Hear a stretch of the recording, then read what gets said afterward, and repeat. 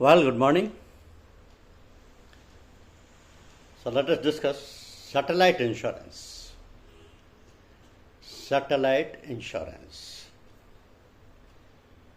So India has launched over 75 satellites until now. And one name that has been associated with the space program throughout has been New India Assurance.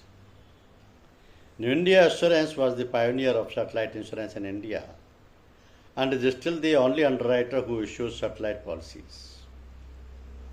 So India's space program dates back to the mid 70s, and the purpose was to develop indigenous rocket technology in the state of the sanctions imposed by Western nations consequent to its 1974 nuclear test in Pokhran.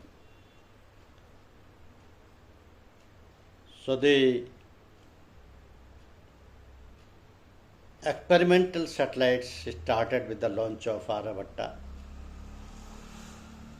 built by Indian Space Research Organization in 1975, Bhaskar first and Bhaskar second in 1979 and 1981, followed by the Rohini series in 1981, came Ariane's passenger payload experiment, that is Apple, followed by INSAT 1A, the first operational satellite.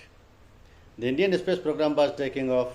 INSAT 1A was launched by a Delta rocket in the US in April 1982, but was abandoned in September when its attitude control propelled was part of their terms and conditions. Control propellant was exhausted. It has been insured since launch. Satellite abroad insist on insurance as part of their terms and conditions. So New India paid the claim. It had, as always, protected itself fully with reinsurance. So having experienced the comfort of insurance, the government and ISRO started considering coverage for INSAT 1B for the New India team in Bengaluru, which had been pursuing the business. There was a breakthrough finally. So the guidelines for rockets and satellite insurance in India are very important, because in India, ISRO is capable of launching satellite into space, and the demand is fast outrunning its capacity, especially as the space agency also has the other larger goals it needs to focus on. Therefore, the sector is being opened up to the private players, with ISRO helping them with facilities and knowledge. So the use of facilities can be chargeable, providing ISRO with revenue. So the third-party liability insurance guidelines for Indian private space sector players, rocket and satellite makers, are hoped to be finalized before the end of this year.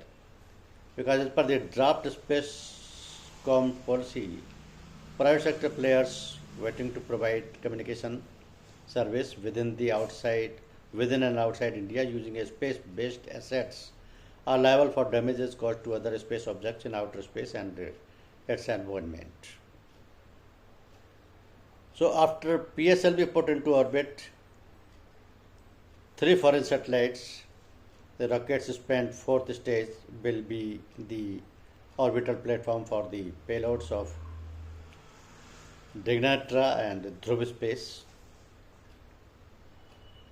These are payloads not separated from the rocket. They are an integral part of the fourth stage for POEM, PSLV orbit experimental module, PSLV orbit experimental module, and not an active system. So no extra liability than that of PSLV. The policy framework for satellite communication in India is very important, because the norms, guidelines and procedures for implementation of the policy framework for satellite communications in India as approved by government in 2000 is says that Government of India has decided that the satellite communications policies should be implemented in such a manner that while operations from Indian soil may be allowed with both Indian and foreign satellites, proposals envisaging use of Indian satellites will be accorded preferential treatment. So the norms for operating with satellites from Indian soil shall be formulated by the respective administrative ministry.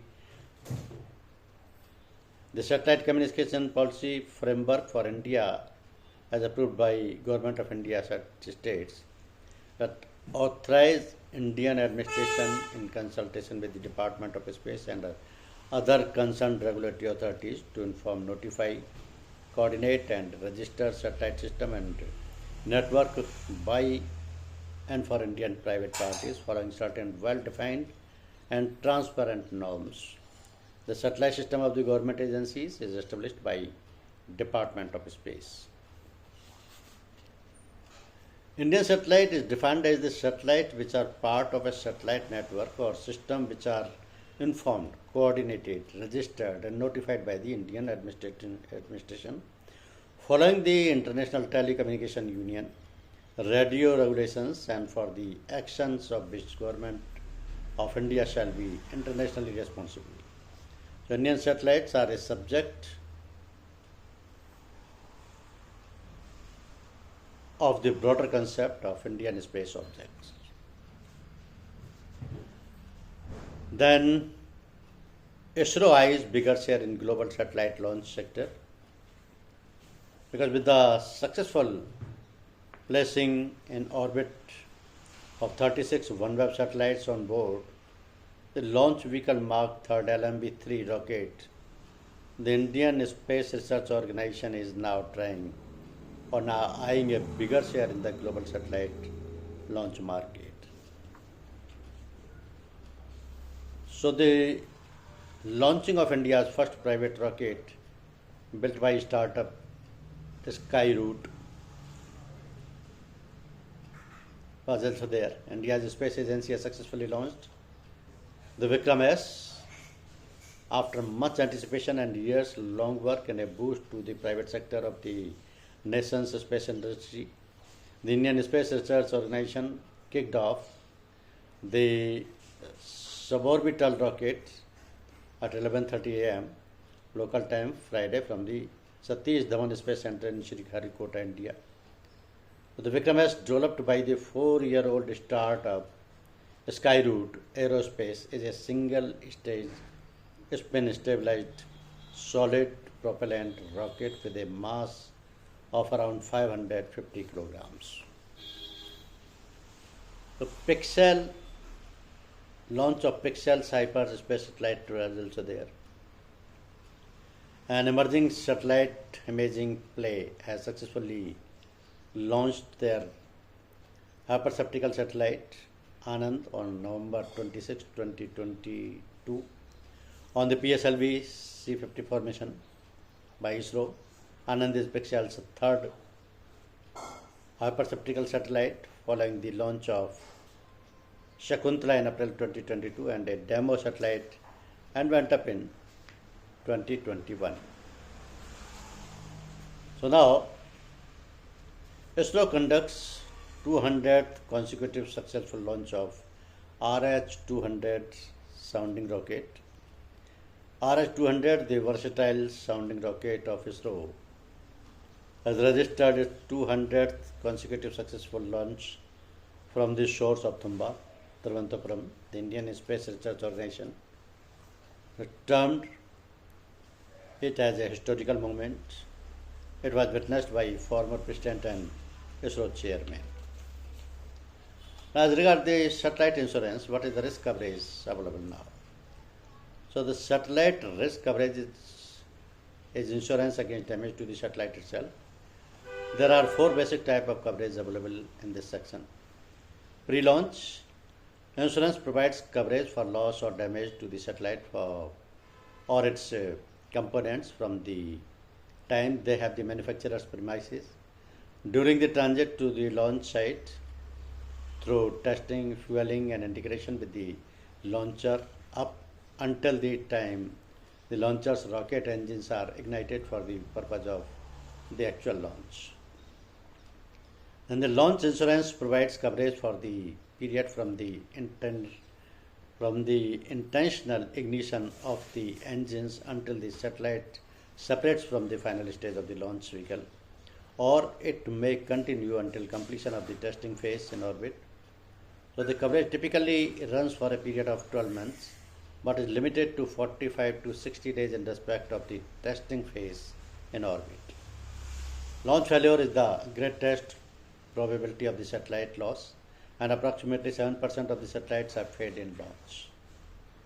Then coverage while in orbit provides for physical loss, damage or even failure of the insured satellite while in orbit or during orbit placement. The elements of risk attached to the satellite during orbit are damage caused by objects in the hostile space environment, extremes of temperature and radiation, because it is not typically possible to repair a satellite once it is physically placed in orbit. So the coverage is basically granted as a product guarantee. Then the third party liability is the final section of the policy and is a statutory requirement of the government of the nation where the launch will take place, regardless of the nationality of the satellite owner. A special license must be provided to the regulating authorities before a launch can take place. The coverage usually runs up to 90 days following the actual launch. Loss of revenue coverage is also available but is not purchased often. So India to launch replacement navigation satellites, and GS8024 satellite launched, entire capacity leased to Tata Play. New Space India Limited launched GS8024 in its first demand-driven communication satellite mission. Post-space sector reforms, leasing the entire capacity on board to direct-to-home service provider Tata Play, built by Indian Space Research Organization for NSIL.